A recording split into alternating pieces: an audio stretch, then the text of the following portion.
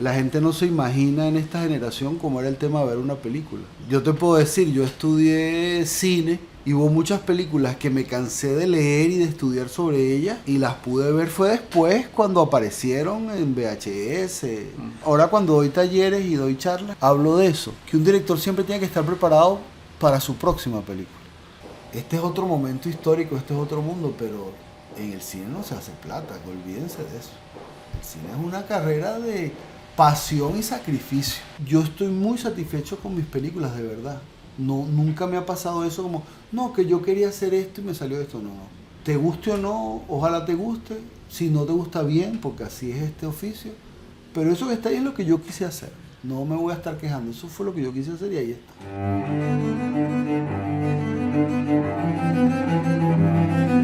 Voces del cine venezolano, una mirada crítica y reflexiva hacia el pasado de nuestro cine y un legado para las generaciones futuras en las voces de sus propios autores y protagonistas. Voces del cine venezolano está patrocinada por el Centro Nacional Autónomo de Cinematografía, CENAC, y Producciones Omar Mesones para Zona Cine Caracas. Y para el episodio de hoy contamos con la participación de nuestro invitado especial, José Antonio Varela. Y como siempre, quien les habla, su anfitrión, Omar Mesones.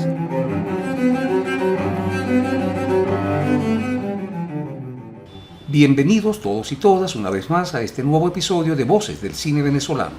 Para el día de hoy nos acompaña José Antonio Varela, director, productor y guionista cinematográfico con una extensa trayectoria dentro de nuestro cine, con películas como La Clase, Cupido sin puntería y Julia tiene sugar.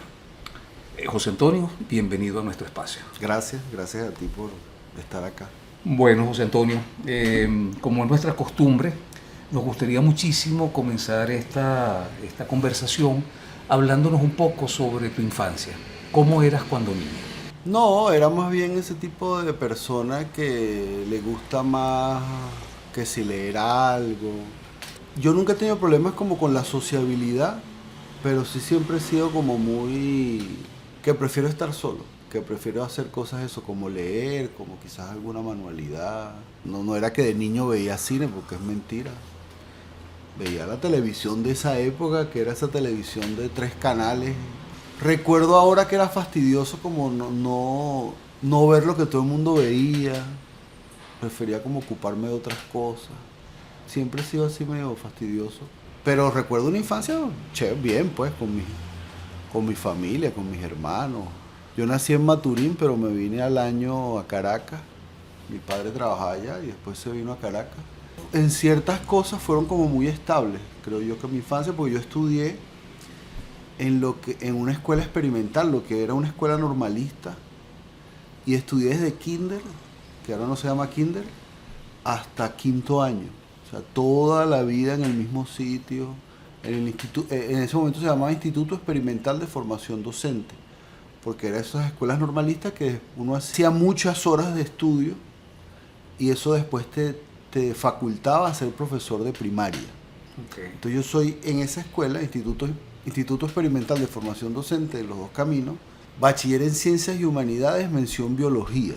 Uno veía música, veía otras cosas como de extensión y en mi caso yo escogí Biología, me gustaba mucho.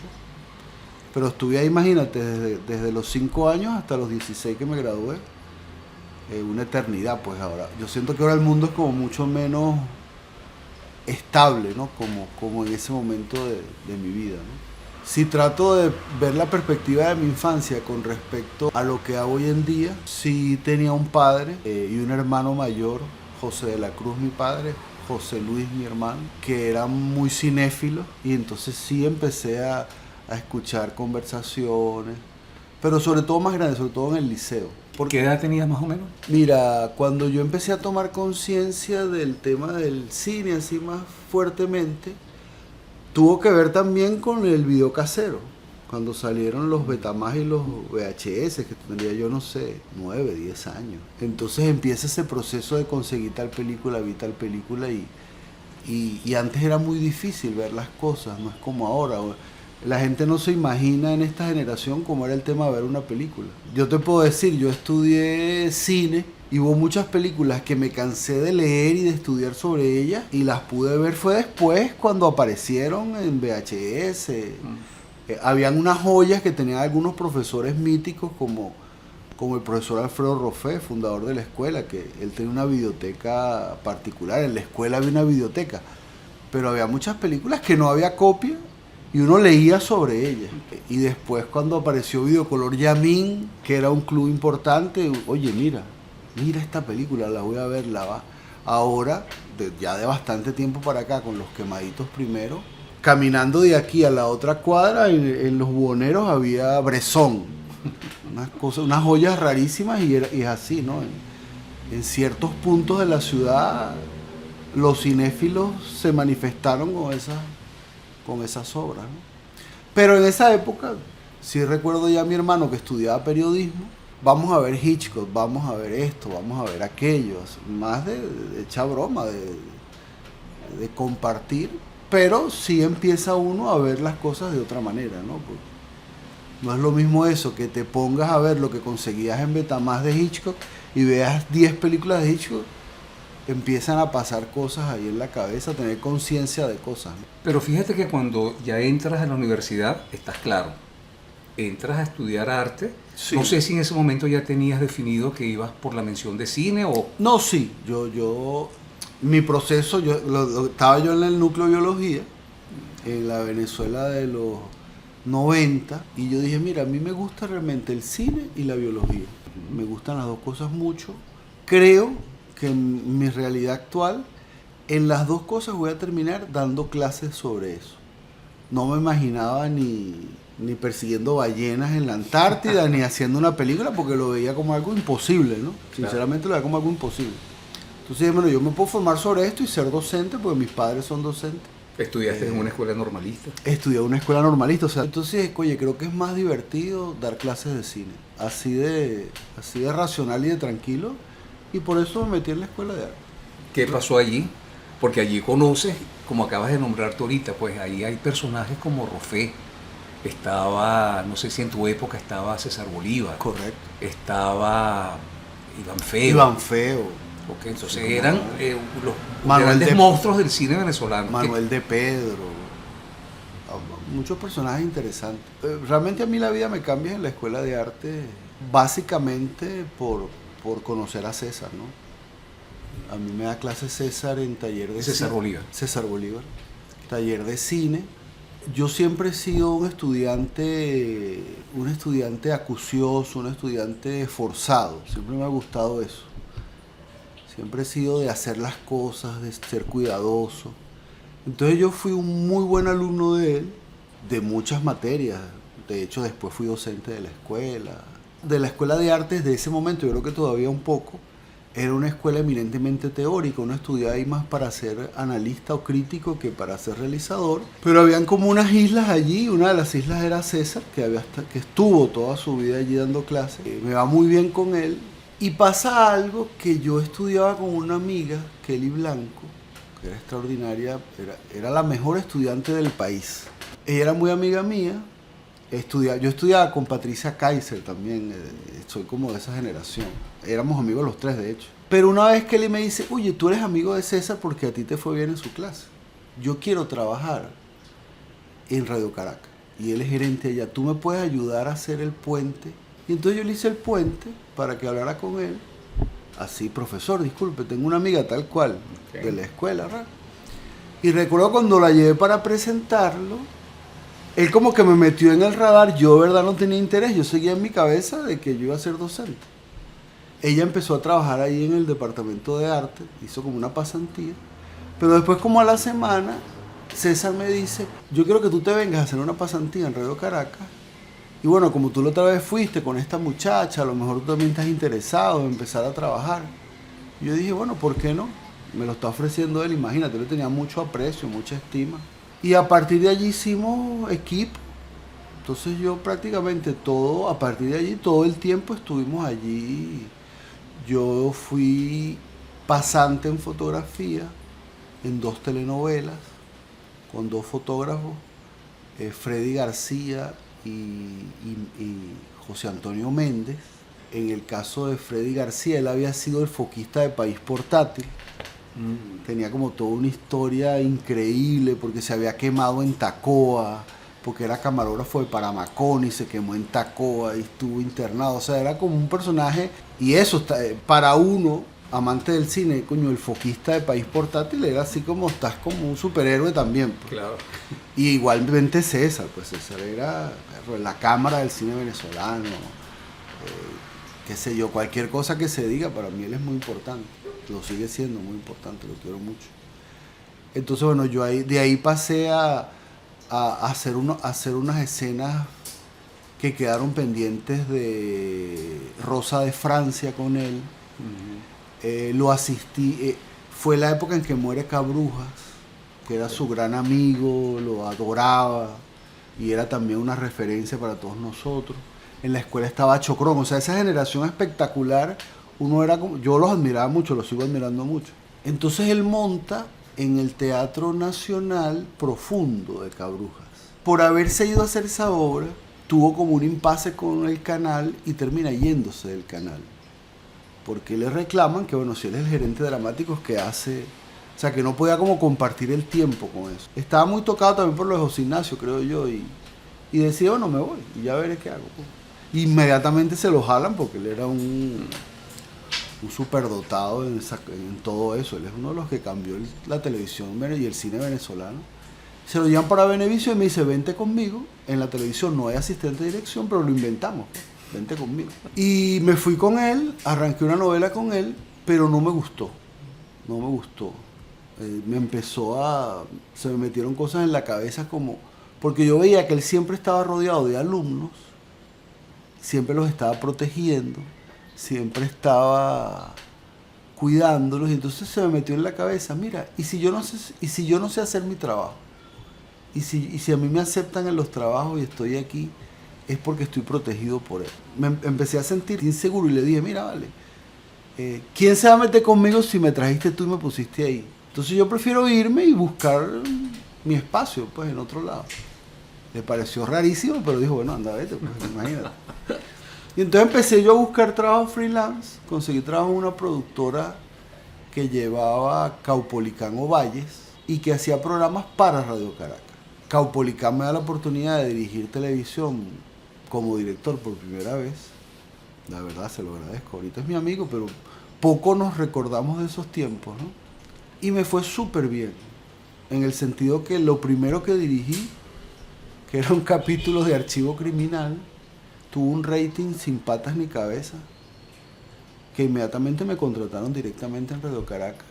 Y después montamos un seriado que tuvo bastante repercusión, que se llamaba Archivos del Más Allá.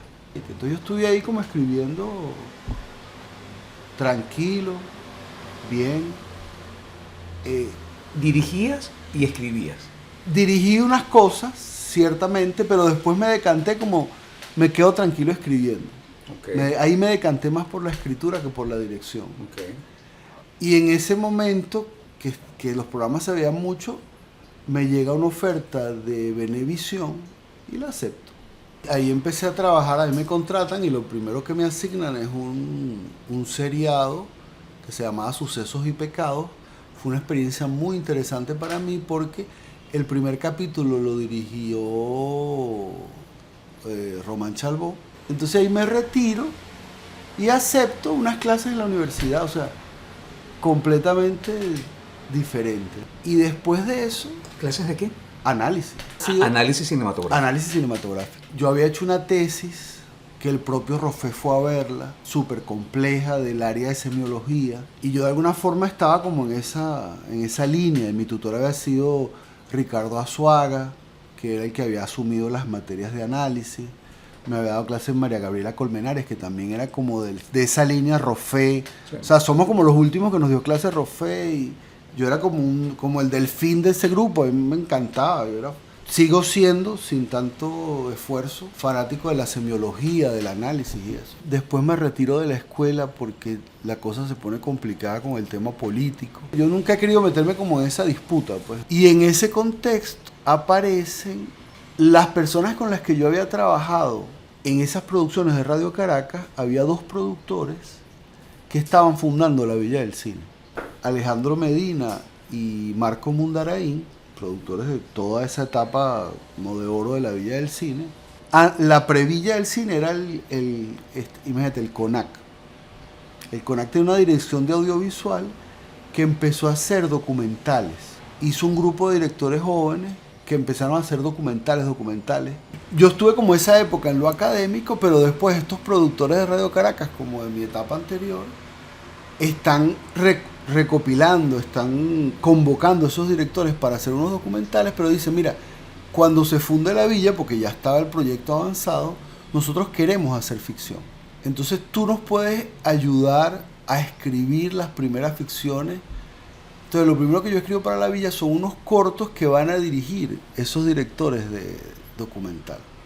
Entonces yo escribo 7 cortometrajes, que es la primera ficción que hace la villa en la transición entre el CONAC y la villa. 7 cortos, pero digo, hay uno dirigido por Miguel Delgado, que después dirigió May Santa, y uno dirigido por una serie de directores. Esther Picharalambiris hizo uno de los cortos, que después hizo Libertador Morales, y así pues. Y ahí empieza como otro momento de mi carrera, porque después que yo hice esos cortos y a ellos les gustó, la villa se inaugura, y parte del acto de inauguración era el rodaje de uno de esos cortos en el estudio de la villa. Entonces hubo como que chévere esto, qué bueno, tal. A la directiva de ese momento le gustaba. Y entonces me invitan a escribir un largo. Me dan varias opciones para leer para que yo escogiera ese primer largo que quería escribir. No, había una novela en curso de Francisco Sesto.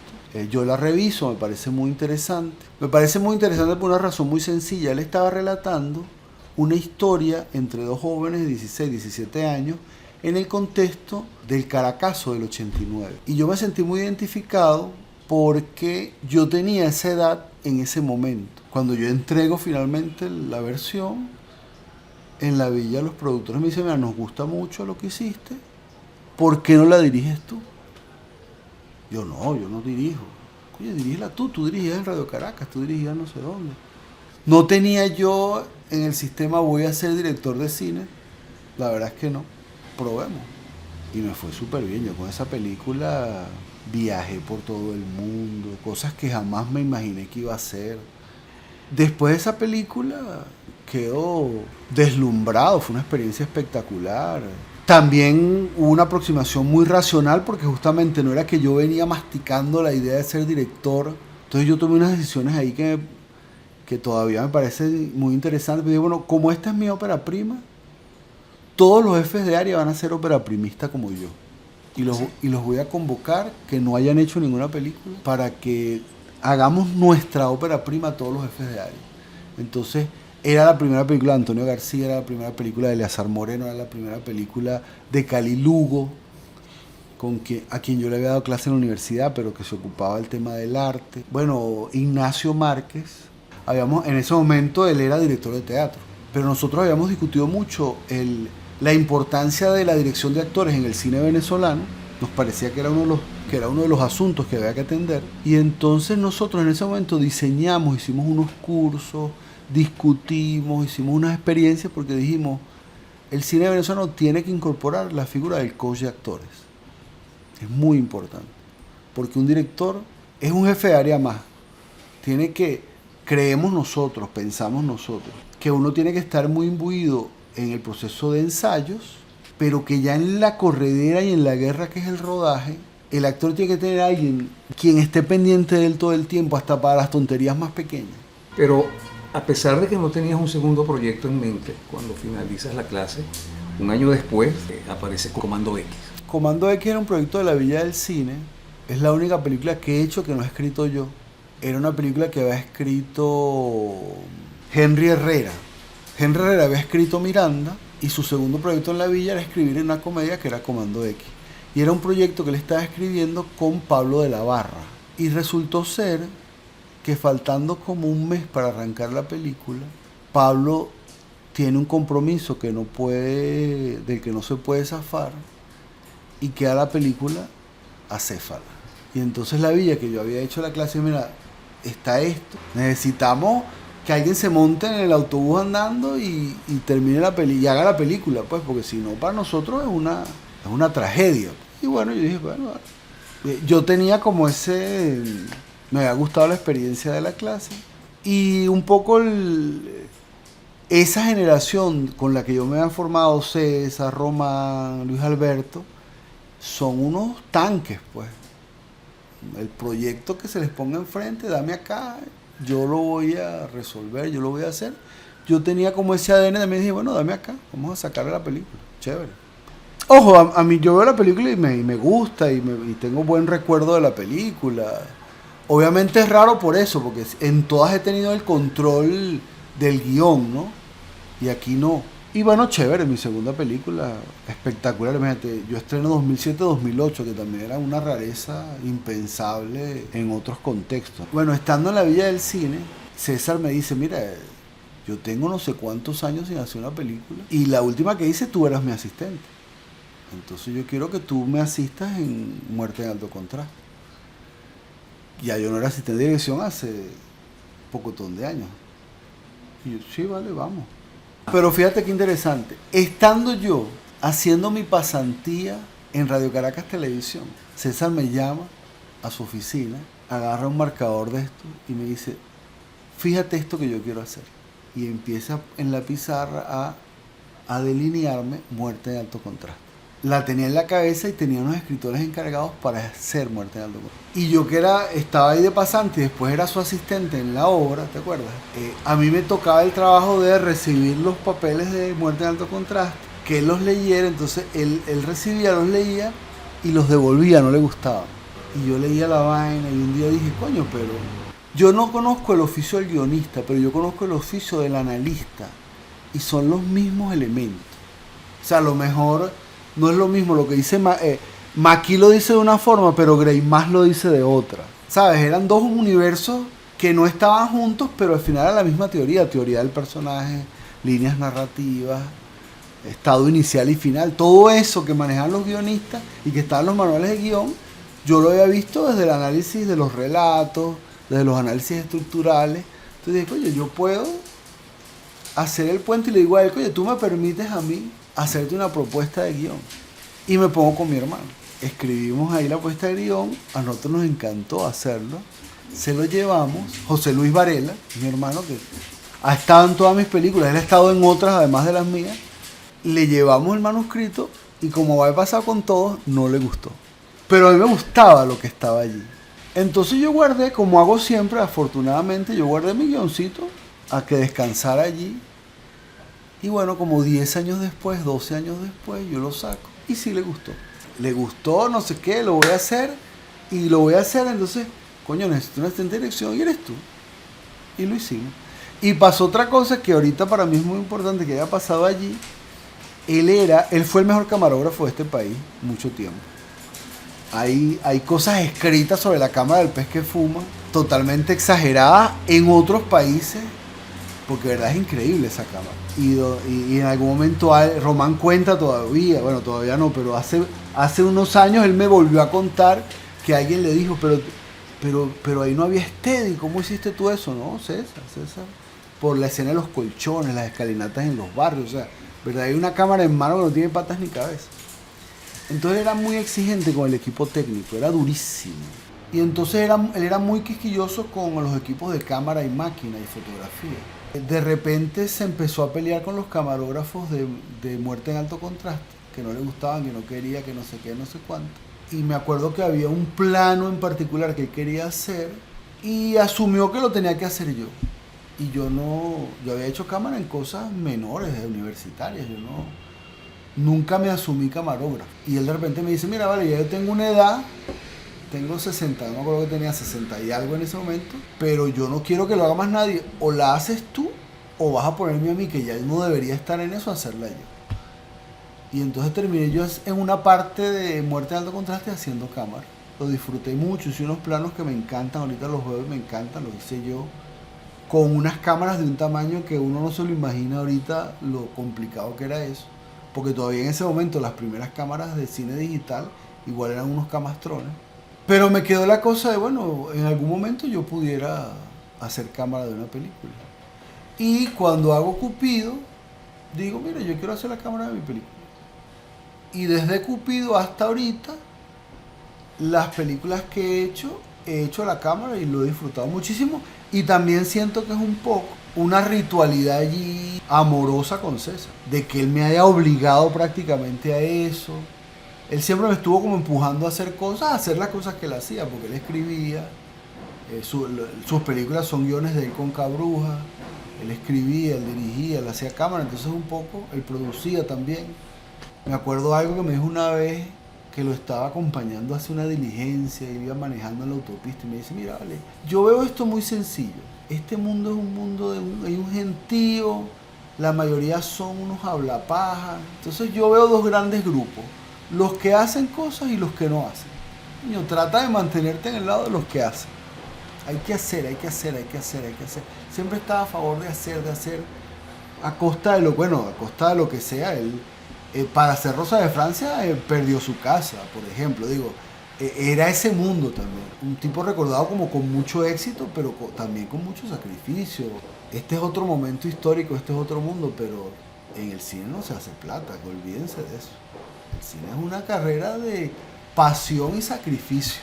¿Qué ocurre después? Después de Muerte en Alto Contraste. No, viene una etapa, eso coincide más o menos con una etapa en que me convocan a dirigir la Villa del Cine, que es como esta etapa, yo estuve 4 o 5 años en la Villa, pero fue una etapa muy buena de aprendizaje, difícil también, pero, ¿sabes? En esos 5 años la Villa participó en 60 largometrajes, en distintas etapas y de distintas formas. Y era un momento muy bello porque existía una conciencia, la Villa era una productora del Estado, y en ese momento el Estado de ese momento tenía una conciencia de que el cine era importante, de que la cultura era importante. Entonces era una política preciosa. Yo nunca fui un político, yo creo que era un trabajador de cine, que tenía unas ideas de izquierda de la universidad de toda la vida y que amo mi país, lo amo profundamente, pero no, yo no era un cuadro, ¿sabes? Yo era una persona del medio con una afinidad ideológica, sí estaba clara, muy afín a la vida pública, en el sentido que yo daba clases en universidades públicas. Le estoy muy agradecido al sentido de lo público, porque yo estudié en liceo público, estudié en universidad pública, conseguí una beca para hacer un posgrado. Este era un país sin Ministerio de Cultura. El primer Ministerio de Cultura coincide con la creación de la plataforma Cine. Entonces era un equipo de trabajo que diseñó una política cinematográfica. Veníamos de haber aprobado la ley por fin. Entonces se construyó toda una estructura alrededor del ministerio para apoyar esa ley que salió en esa etapa y después crear una plataforma que se ocupara de eso. Y los números de la plataforma Cine de ese momento, del 2007 al 2012, 2013, digo, la mayor cantidad de películas hechas, la mayor cantidad de premios, la mayor cantidad de público. Entonces fue un momento de muchísimo trabajo, pero estábamos llevando adelante una política, estábamos trabajando un grupo de gente, no los nombro, pero un equipo grande de las instituciones de cine del momento que habían llevado adelante la ley, que habían trabajado en el diseño de la plataforma. La plataforma estaba toda en ese momento en el Ministerio de Cultura y trataba de cubrir todo el ciclo cinematográfico para apoyar. Quizás no todas tuvieron el mismo rendimiento, pero yo digo que por lo menos el trabajo del SENAC, el trabajo de todos, porque fue un trabajo en equipo, pero claramente el trabajo del SENAC, el trabajo de la Villa, digo, ahí están las obras, grandísimas obras de todo tipo, de toda forma, con una cantidad gigantesca de premios internacionales de primerísimo nivel, del más alto nivel, de hecho. Y eso fue gracias al esfuerzo, a la convicción de que eso era importante, ¿no? Y era una belleza. Cuando yo fui presidente de la Villa, director de la Villa, estabas ahí para ayudar al cine venezolano. Después, cuando yo renuncio a la Villa, porque sentí que ya mi ciclo había terminado, yo quería hacer unas cuestiones que me di cuenta que no se podían hacer, unas reformas, unas cuestiones.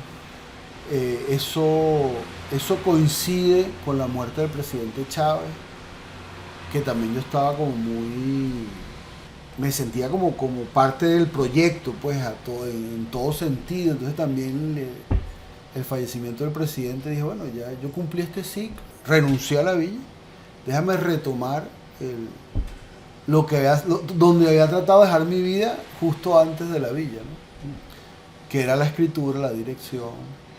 A partir de allí empecé un rehacerme, un revisitarme con toda esa experiencia que fue muy valiosa. Pero bueno, otra vez a reescribir mis proyectos, a empezar a... Yo estuve como esa etapa de florecimiento y de mucha actividad en el cine venezolano. Justamente cuando yo me voy, más bien me consigo con otra realidad fuera, muy dura, muy difícil, tanto el país como la institucionalidad alrededor del cine. Entonces, de tener toda una política grande a favor del cine venezolano, de repente las crisis, los problemas, las razones que sean, eso se comprime y viene una etapa muy difícil. Se está empezando a revertir ahora que otra vez el SENAC ha empezado como a tener una política de apoyo. En el 2015 diriges un cortometraje. Sí.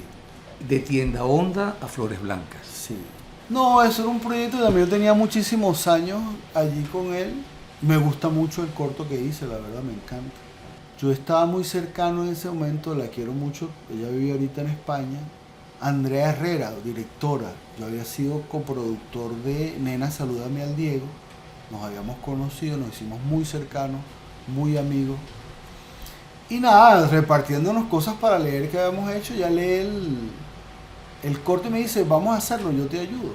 Ella tenía una publicidad que se llamaba Trampolín, asociada también a Alter Producciones, que es una de las grandes casas productoras venezolanas de muchos años, Delfina Catalá, una de nuestras productoras generales ejecutivas más importantes también de todos los tiempos, pues todavía ando por ahí haciendo cosas.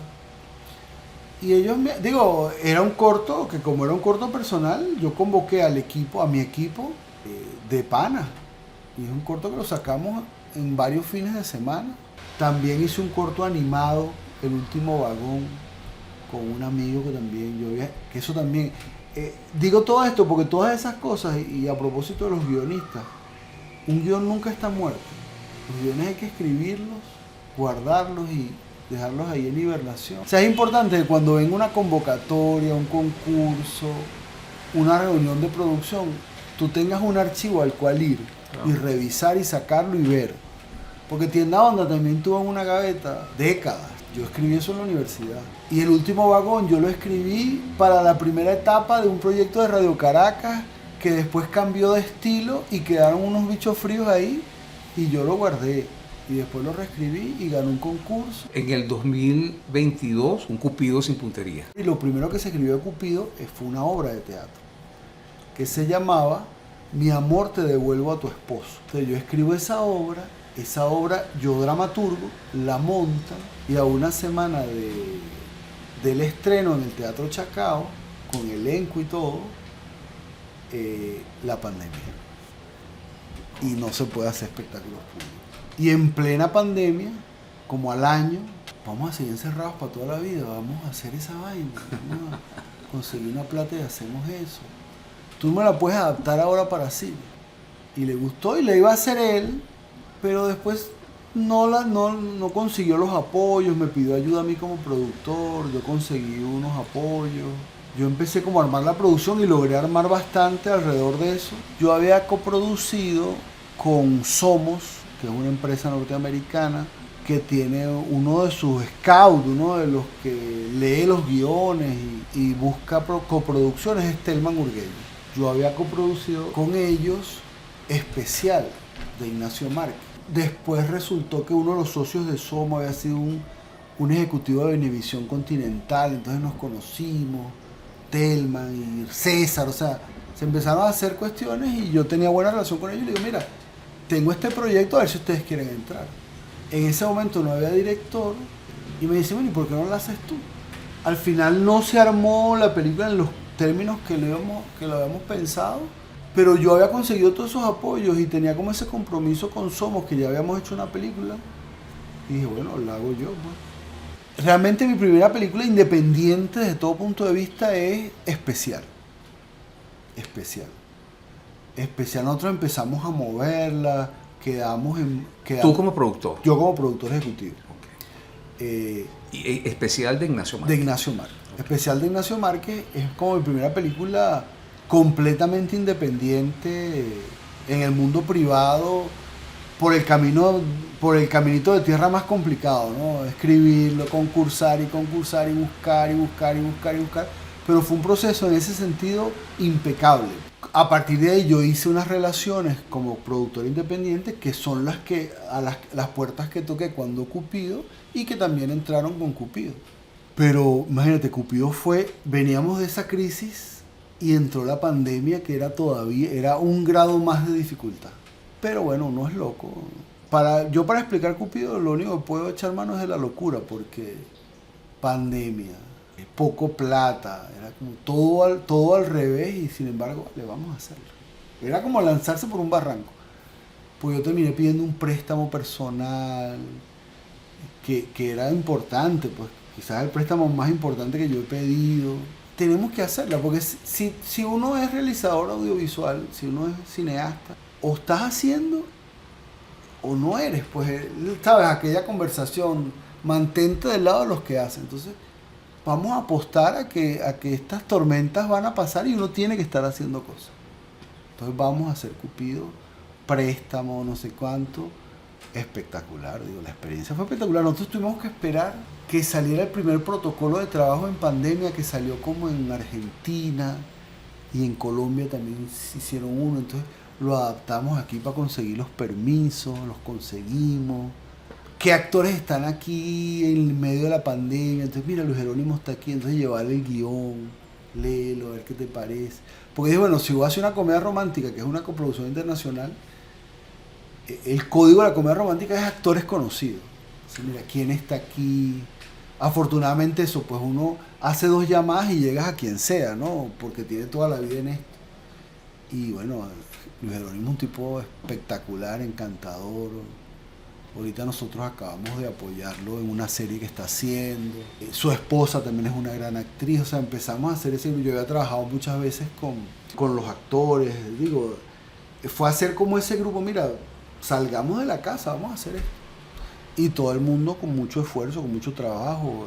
El equipo con el que he trabajado toda la vida igual. Nada, hicimos esa película, pero, ¿sabes? Hubo como retos. Mira, tenemos que hacerle en menos tiempo. Entonces es mi primera película en 4 semanas. En muy pocos espacios por la pandemia. Pero bueno, la comedia romántica maneja esos códigos, ¿no? De que pueden ser pocos espacios. Teníamos cosas malas, pero también teníamos cosas buenas, porque había unos espacios de exteriores que, como teníamos los permisos, estaban completamente a nuestra disposición. Entonces, uno de los valores de producción de Cupido es una ciudad que era para nosotros, porque no había gente en la ciudad, en la calle. Entonces nosotros éramos en la Plaza Bolívar, en el Parque Los Caobos, en el Museo de Ciencias, que abría para nosotros, pues, que nos permitían estar allí cuando no era normal que hubiera gente allí. Y eso es un valor de la película. Pero fue en 4 semanas. La hice con 2 cámaras, que yo tampoco había hecho película con 2 cámaras, porque el cine normalmente se hace con una. Como adaptando la cosa para poder cumplir los protocolos técnicos, cumplir los protocolos de salud, pruebas, bromas, tapabocas, o sea, todo el combo. Porque en ese momento ni siquiera había vacunas. Forjado a fuego ahí, como un pacto de sangre, mira, de la casa al trabajo, no se mezclen con más gente, ¿sabes? Todo un... Sí. Y la verdad no tuvimos ningún incidente, fuimos súper estrictos y salió bien. Muy contento con la película. Es una película que hace, pues es como que abre posibilidades, ¿no? Porque una coproducción con Estados Unidos, el socio de Estados Unidos la puso en Amazon Prime, la puso en varias plataformas allá. Entonces, para uno es importante eso de que uno sabe que está cumpliendo como los protocolos técnicos, ¿no? Que ya tú dominas unos protocolos técnicos que te permite que la película pueda estar en una plataforma internacional. como un estándar, pues esos estándares broadcast, esos estándares del cine, ya a esos niveles, para uno es importante, independientemente Que no de los son recursos, sencillos. que no son sencillos para nada. Entonces, que la hayan montado en Amazon, que especial esté en Filmin y que técnicamente no haya ningún inconveniente y que uno pueda cumplir con eso, para uno es un gran alivio, pues, porque uno sabe que a la hora de que eso sea posible, es posible, ¿no? Y bueno, con esa buena relación, a ellos les gustó mucho a Somos Films, les gustó mucho Cupido. Cupido se estrenó justo después de la pandemia. En ese momento fue la película venezolana que se vio más ese año. Igual fue una cifra muy modesta, porque crisis, pandemia, cambio de costo de las entradas, ha habido un cambio en el patrón de consumo muy grande. Pero bueno, en ese contexto fue la película venezolana más vista de su año. Y allí surge la posibilidad después, igual en eso, lo digo también yo en algunas ponencias que he dado, en algunas clases, un día me llama, mira, tú que escribes comedias románticas, estamos haciendo un proyecto con Puerto Rico, ¿no tienes un guión o unos guiones que me puedas pasar? Y yo, pero vamos a escribirlo, ¿cuánto tiempo tenemos? No, vale, necesito algo para la semana que viene, algo que ya tenga. Fui a mi archivo, imagínate, una película que originalmente había sido idea de César, que habíamos escrito hace 20 años, saco, la leo otra vez, me gusta, pero digo, tengo que reescribirla porque afortunadamente la tenía en data. Claro, estamos hablando de Julia tiene sugar. Julia tiene sugar. Ok. Le hago una pasada y 2 días con los ojos ensangrentados hasta llegar a una versión que más o menos... Digo, hay unas cosas allí como de época que tuve que modificar porque los tiempos han cambiado en el tema del género, siento yo que para bien, y hay cosas que uno lee de hace 20 años que ya hoy son políticamente incorrectas, son inapropiadas, etc. Entonces le hice esa adaptación y a ellos les gustó. De hecho, lo que iban era comprarme el guión para hacerlo ellos en esa coproducción con Puerto Rico. Algo pasó que se trancó y entonces vino otra vez la famosa pregunta. Telman me dice, bueno, ¿y por qué no la armamos en Venezuela? Vamos a hacerla nosotros, en estas condiciones. Y yo, bueno, déjame ver. Igual, en la gira de Cupido, estando yo en Margarita, me consigo en Margarita a Jorge Reyes, por un cumpleaños en el que estaban los dos. Estaban en una playa los dos, yo me los consigo. ¿Los dos eran quién? Luis Jerónimo y Jorge Reyes. Okay. O sea, habían coincidido en un sitio. Y entonces, en el momento en que lo veo en Margarita, que yo no sabía que él estaba en Venezuela, lo meto en el radar. Cuye, Jorge, tú estás aquí. En lo que vea algo que podamos hacer, yo quiero trabajar contigo, vamos a hacerlo, no sé qué, papá. Y después cuando me dice una comedia romántica con un galán apuesto, pero ya ha entrado en años, no sé qué, coño, Jorge. Llamo a Jorge, me reúno, mira, vale, tengo esto, lo que te puedo pagar es esto, pero te puedo hacer socio de la película. Lo que uno le dice a todo el mundo de, bueno, mira, tengo esto, yo me manejo en, oye, cuentas claras, ¿no? Presupuesto abierto, mira, esto es lo que tengo, esto es lo que me cuesta todo, estas son las escalas de lo que se va a pagar. Tú eres el protagonista, estás en la escala alta, con el productor ejecutivo, que es alta, es muy modesto realmente, comparado con otras cinematografías. Pero esa transparencia hace que uno, ¿verdad? Los que están comprometidos, pues. Entonces me dijo, sí, vale, vamos, quiero que veas el trabajo de mi esposa. Yo tampoco sabía quién era su esposa. Y al final tengo esas dos comedias románticas, tienen la particularidad ¿Quién era la esposa? La protagonista de la película, Julia. Digo, yo hice esas dos comedias románticas con 2 parejas. Me gustó esa experiencia de Cupido, que fue con Luis Jerónimo y Claudia Lagata, que también son mi esposo, y que me fue fantástico, me encantaría volver a trabajar con ellos. Y después hago Julia con Jorge Reyes y Alejandra Sandoval, que también los convoco como pareja a que construyamos el protagónico. Hay momentos en Julia, José Antonio, que tienen alguna coincidencia con esa película famosísima, Pretty Woman. Es que si hay un homenaje... Totalmente. Ese proyecto que era de César, en su momento, él me pidió que hiciéramos como unas versiones libres de 2 comedias que a él le gustaban mucho y que sentía que podían quedar muy bien al público latino, que era Pretty Woman y La Jaula de las Locas. La versión francesa en ese momento fue la que nosotros... Entonces yo en su momento hice unas versiones libres, agarrar como unos detalles, tropicalizarlo, papá. Pero bueno, eso había quedado en el archivo y después lo reivindico y se pudo hacer. Y bueno, sí, hay un claro homenaje de algunos momentos de Pretty Woman, ¿no? Otro aspecto importante, José Antonio, en estas dos últimas películas, tanto en Cupido como en Julia, es la presencia de Caracas. Hay una Caracas que está fotografiada con cariño. O sea, es una Caracas bonita que se aleja un poco de la estética de tus primeras películas como La Clase, en donde, bueno, hay una estética más cercana al barrio. En este caso es una estética mucho más urbana, pero para mi gusto, en mi opinión, muy hermosa. O sea, hay momentos incluso en que te cuesta reconocer los espacios que han sido fotografiados. Yo entré en la comedia romántica escribiendo Amor Cuesta Arriba de Nelson Núñez. Nelson, que es editor de mis películas, que estuvo en esa materia de la UCB que te comenté.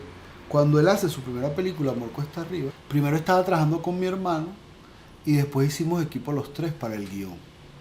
Entonces, la forma en que yo abordo ese proyecto y todos los proyectos es que yo realmente no era afín al género, no era que lo consumía ni era que conocía mucho. Pero cuando me convocan a esto, yo lo que hago es, mira, que hay escrito en lo que yo sé leer de comedia romántica y yo lo busco y lo leo. Y pasé meses viendo comedia romántica una tras otra hasta que me siento como imbuido en el tema y siento que puedo escribir. Entonces yo lo terminé tomando aprecio porque con esa experiencia yo me acerco al género inclusive con prejuicios. Por todo el tema cine de autor, no sé qué, tuviste La Clase, es otra aproximación completamente distinta, pero yo rompo ese prejuicio con Amor Cuesta Arriba, porque además de que fue muy grato escribirlo con Nelson y con José Luis, me gustó mucho el resultado.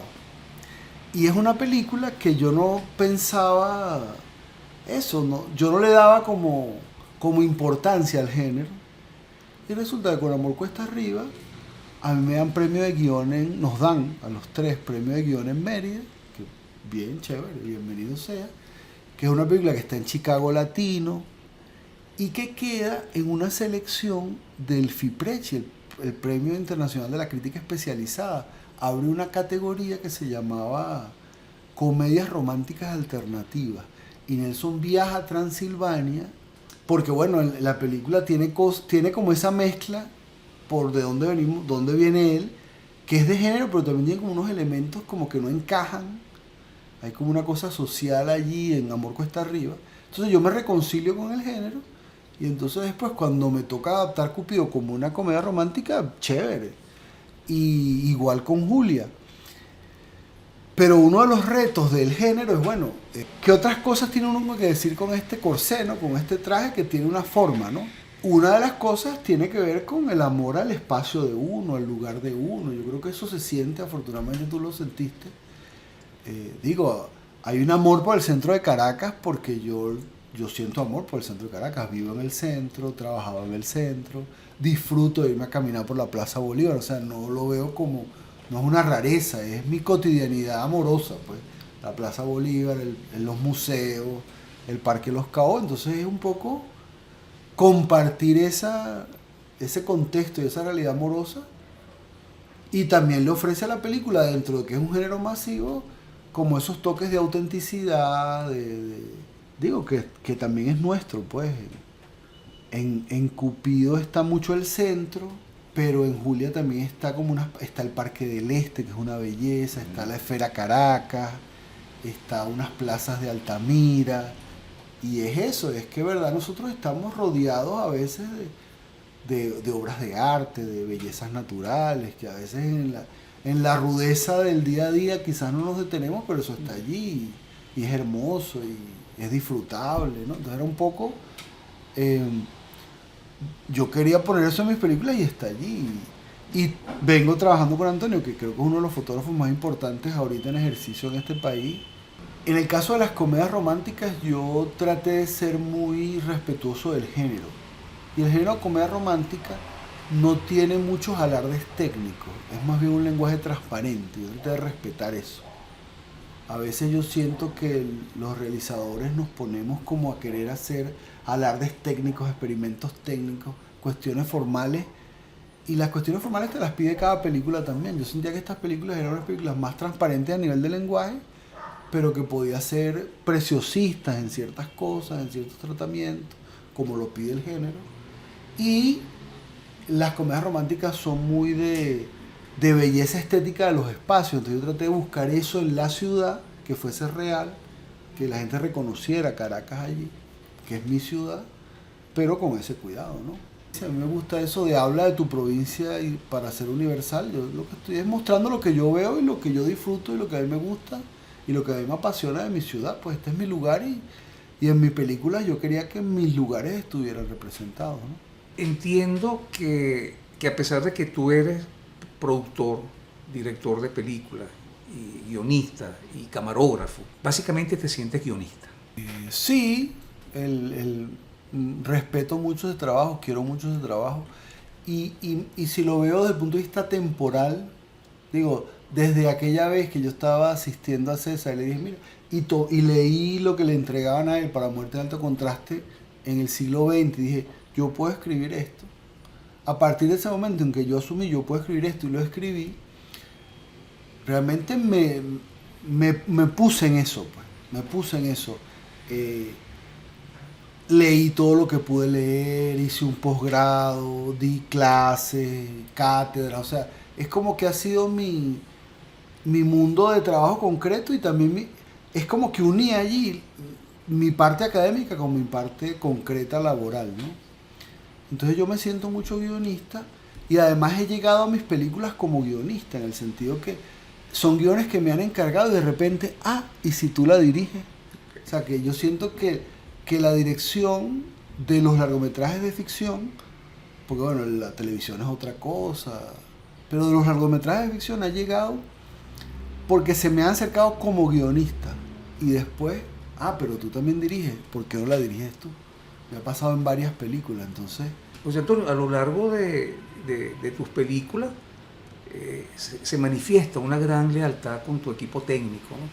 que lo tiene desde la primera película, desde la clase. O sea, ahí hay figuras como el director de fotografía, el sonidista, luego aparecen en arte, en tu segunda película aparece Matías, pero hay una reincidencia en trabajar siempre con tu equipo técnico, con un mismo equipo técnico.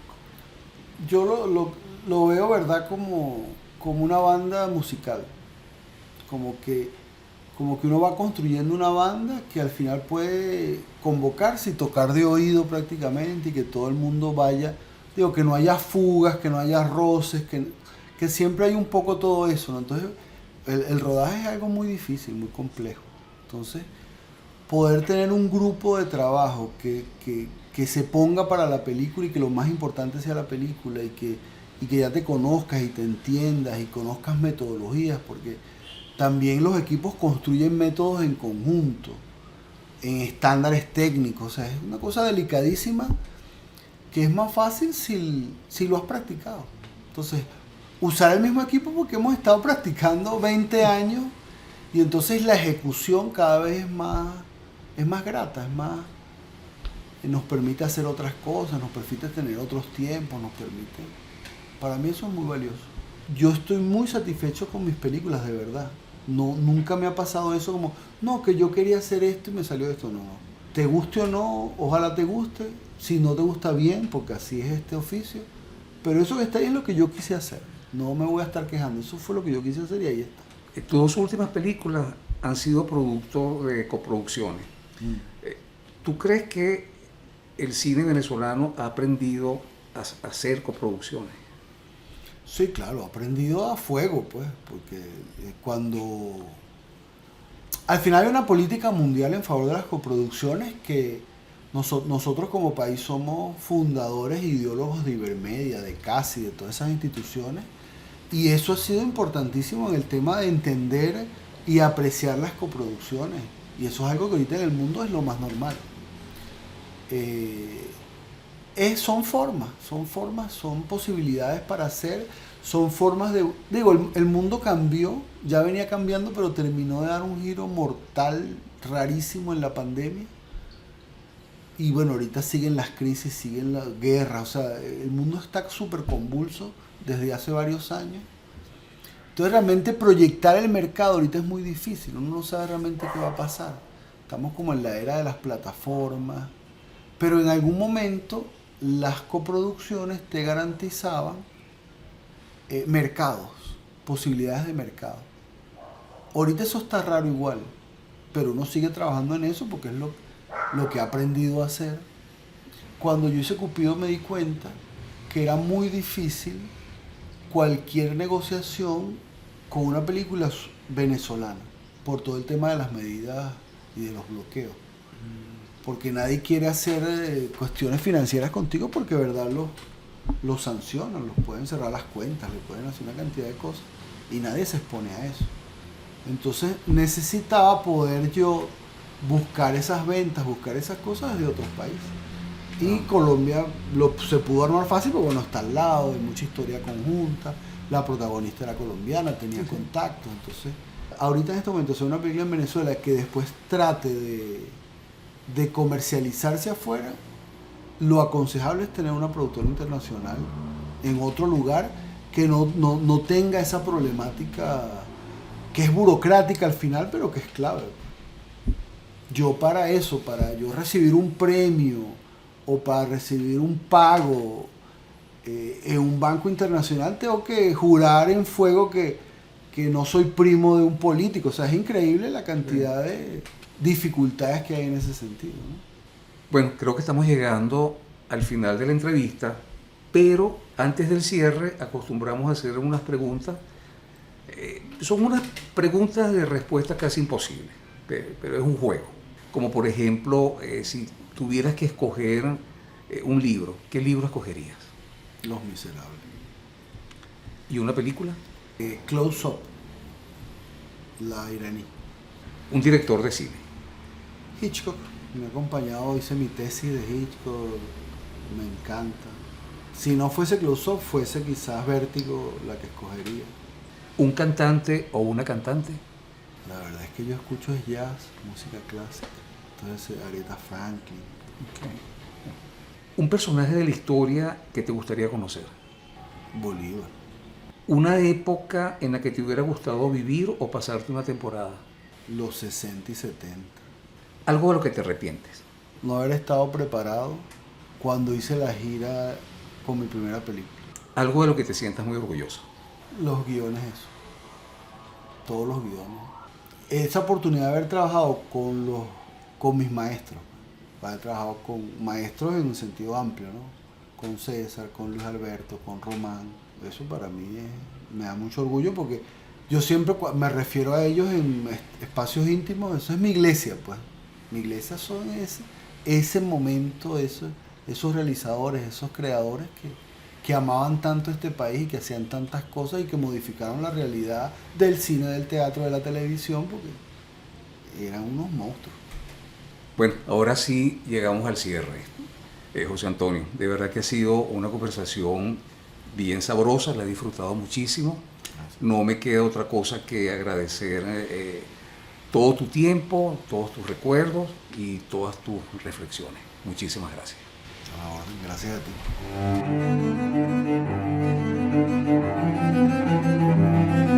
Voces del cine venezolano, una mirada crítica y reflexiva hacia el pasado de nuestro cine y un legado para las generaciones futuras en las voces de sus propios autores y protagonistas.